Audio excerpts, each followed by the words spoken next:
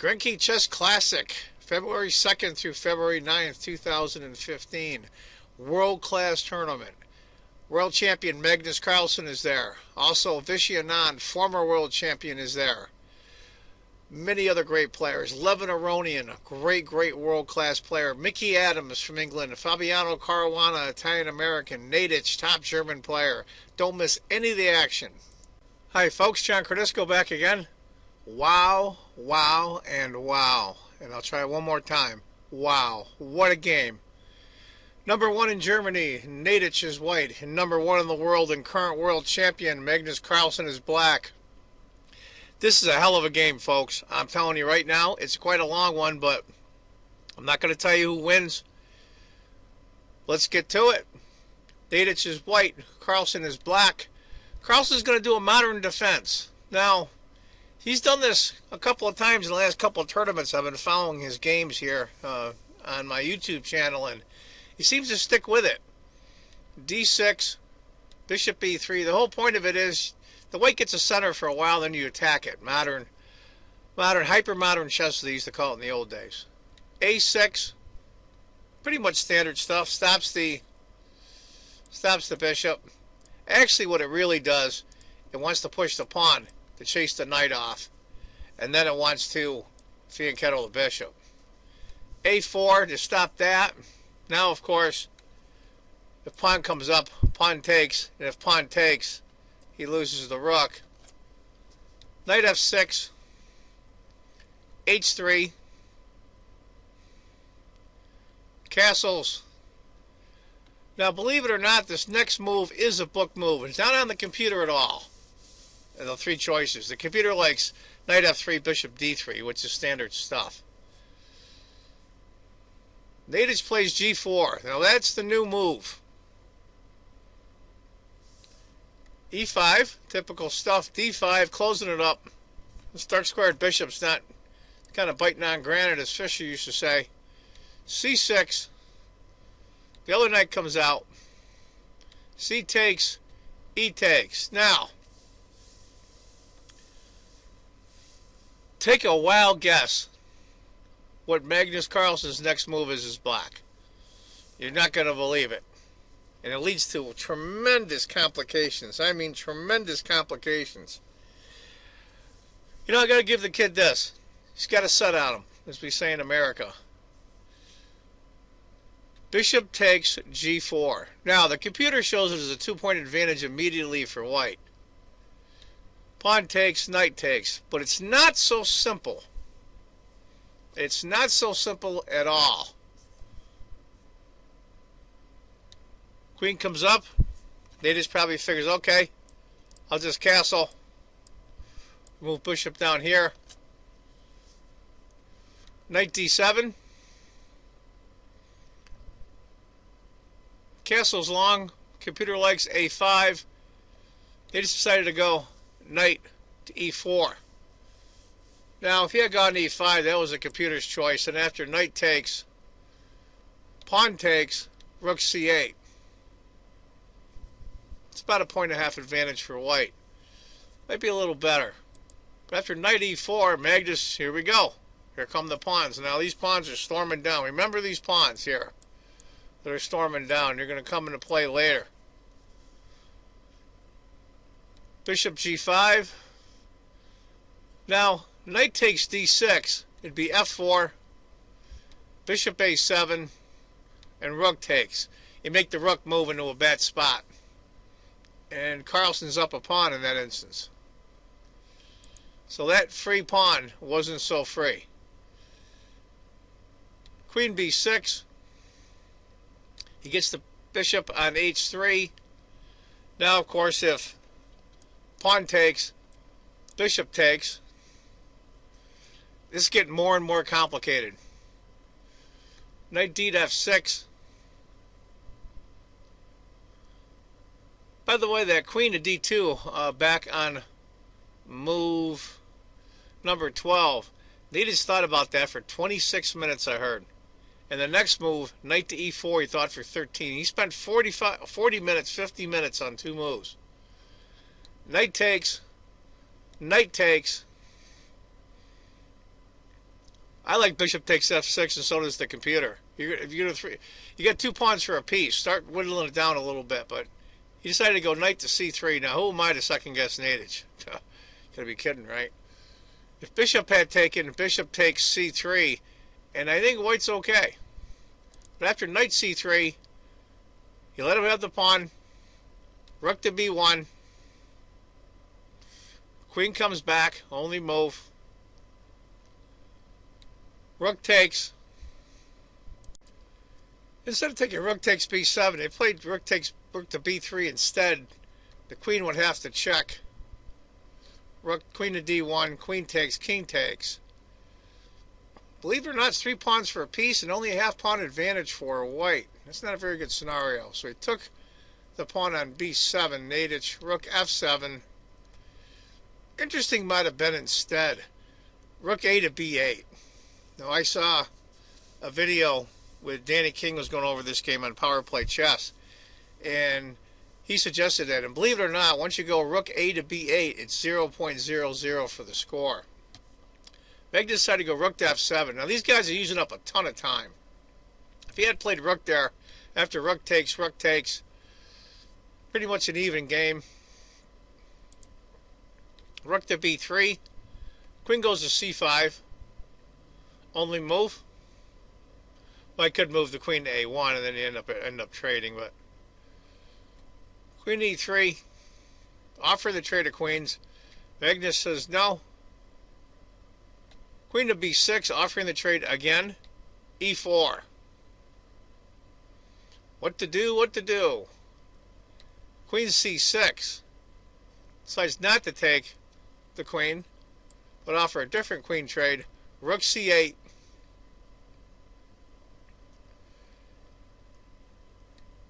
And white just simply castles. Now, you got 4 pawns coming down on you. I'll tell you, Naiditsch, he's got tremendous confidence in his ability. He's got nerves of steel. Queen takes, pawn takes, rook takes. Now, Naiditsch doubles up on the b file. We're on move 26. And my understanding was, I know they were both really short of time, especially Magnus. They're basically blitzing right now. They got 14 moves to go till time control. h6. Computer likes that move. h5, rook f8, h6. Bishop takes. Bishop takes.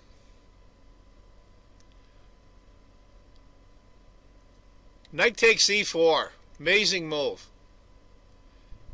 Amazing move. And beat bishop to e5. Now, give you an idea. If pawn takes, bishop comes here. King comes up. Bishop takes. King takes. And then, rook here. And black's in a world of trouble. So after knight takes, bishop b5, he didn't take the knight. Knight comes back to d2. Now he's got a good spot for that knight. Rook takes. Knight to f3, hitting the bishop. Rook a2. Now this is where I think he makes a small error, Naiditsch. He should take that bishop. And I know it's 4 connected pass pawns. I appreciate that. And the computer also likes rook to b6 as well. He went bishop g2. Now I don't think, it's not a blunder by any means. It's just an inaccuracy. Bishop f6. Knight to h2. Going to reroute the knight somehow. King to g7. You're wondering what would happen if rook takes the pawn. Excuse me. Bishop, of course. King moves. Bishop takes. King takes. Rook b6. Now, if those of you keeping score in that scenario, it's a bishop and 4 pawns for a rook and a knight. That's winning. That's a winning game for white. It's going to take him a while, but he'll win this game. After bishop d5, rook moves. Rook b4, protect the pawn. Keep that pawn. Rook to d2. Bishop c4. Try to find your way in this. That rook's harassing the heck out of that bishop, so you put him somewhere where he'd be okay, and attacks the a6 pawn. He has to move the pawn. Rook to d4. Rook takes, bishop takes, bishop b5. What a great spot for that bishop. He doesn't have a light squared bishop, so he can't be harassed. He's holding that side of the board together, and he's still got a lot of scope. That's a really good move. There was a little criticism on this move here for Carlsen. He went h5, and that's also the computer's move. Some thought he should have went king to f6, brought the king up a little bit. I mean, try to make sense of this. Right now, believe it or not, the computer only has a tiny advantage for white at this point. I'm talking about 0.13. You're Naiditsch. What do you do here? What the heck do you do? Knight f3, hit the rook. Rook moves. King comes up to protect the knight. And you're guarding these squares is what you're doing. You're guarding here and you're guarding here from the pawn advances. h4. Here comes the pawn. Rook to d1. Rook checks. King f1. h3 maybe, I'm not sure. We decided to go king to f1 instead, and then h3. Now, those of you that are wondering, put the rook here, right? Force them to trade? No, what happens is, you put the rook here, pawn advances, and it queens, and you lose. So, you can lose that quickly. So we went rook to d3 instead. Excellent move. Can't push the pawn now because the knight will take it on h2. Bishop f6. Now the knight goes to h2. As we all know, knights are great blockaders. Rook to h4. King comes over one. That one I don't know about. Computer likes rook takes d6, then king to g1 is the second move. I'm not sure what that king d1 move is about. Bishop d4. Rook to f3. This is getting crazy. Now, believe it or not, my computer has a tiny, tiny advantage for black, but I don't believe it. I really don't. I think it's one of these positions where the computers are great, and in some positions they're just not. King to f6. He's bringing the king up. Knight to f1. That's why he went king to g1. I was going over this game earlier, and that's why I did it. I just remembered. Bishop e5. Knight comes up. Now the knight comes in the game. Knight g5.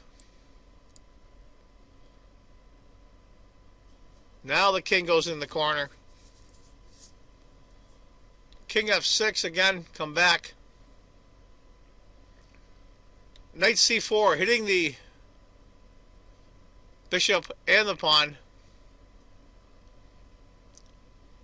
h2. g5. It's almost Zugzwang for Carlsen. Almost Zugzwang. Knight takes the pawn. g4. You go in for. You might as well go for it. Rook d3. And how cool is Naiditsch with those pawns coming down? He's just as cool as can be. f4. Knight c4. Back to that square. Gets a good square. Rook to h7. He finally gets rid of the bishop. Now pawn takes. Now, the computer really liked king takes. Really like king takes. Now, this is a natural move, I think. You're reconnecting the pawn. The d and the e pawn will be connected. But after knight takes, after d takes, computer like king takes, and then king to h2. But after d takes, I mean, the computer really likes rook to d6 check. And he went a5. Another human move. Keep the pressure on. Let him know that that a-pawn's starting to run. Rook to b7 is the computer's choice. e4. Decides to go rook to c7. And the points are shooting up now for white. Magnus is letting this game slip out of his hands around move 55. Wow, wow, wow. Those are keeping track still as 2 pawns for the bishop. The game is just slipping out of Carlsen's reach. Rook to a3. Now he's got his rook behind the passed pawn where it belongs. And still has some control horizontally after these pawns here. Now this bishop can be cut loose and help out with the pawns coming down. Rook to c1 check. King to h2. Rook to c2. And just as cool as can be, goes a6. Rook takes, king to h1. Now, you know, Naiditsch is a great world-class player. #1 player in Germany. No question on his ability. He let that f2 pawn go. Now you have 4 pawns and a rook bearing down your king. And he's just as cool as can be about it. Talk about faith in your calculation skills. Wow, wow, wow. g3, here come the pawns. a7. I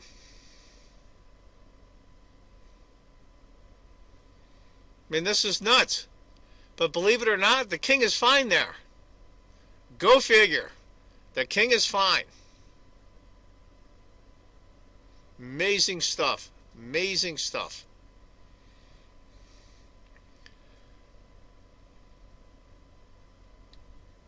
Rook to d2. Computer like rook to h2 instead. Then after g1, rook checks, king f1, rook a6, check, king e7. It's still gone though. That would have put up more resistance. But after rook to d2, rook to a1, that pretty much dooms black. He's going to queen next move. There's nothing he can do about it. And then Magnus Carlsen, current world champion, resigns. Now I do have to say, the last time Carlsen played Naiditsch, not too long ago, I forget where it was. It might have been at Vikings, I'm not sure. He lost to Naiditsch. So Naiditsch has got him twice in a row. Not an easy feat when you're playing Magnus Carlsen. Anyway, folks, that's the game. To give you an idea what will have happened, he has to come back. Queen, rook takes, and that's it. It's over. So that's a hell of a game. Now, the other 3 games, my understanding was there were 2 decisive games and 1 draw. Now, I watch these games on livestream.com. If you go to livestream.com and punch in the name of the tournament, Grenke, I believe it's called Grenke Chess Classic. Just punch in Grenke and it will come up. And you'll see it as one of the choices to pick. And they show all the rounds in the videos. I normally would have Naiditsch give his post-mortem on this game, but unfortunately I'm trying to negotiate some things. Chess24 didn't really care for me and others like me using some of their video without their permission, so I'm trying to work it out with them. They can do something for them, they can do something for me, and we can call it a deal. As soon as I get the okay from them, I'll be listing that, and I hope that works out. Macaulay Peterson, he's a reasonable guy. We'll be okay. Anyway, folks, that's the video from round 3 of the Grenke Chess Classic 2015. A hell of a game it was. And I want you all to remember, if you think chess is just a game, you're not playing it right. Take care, folks.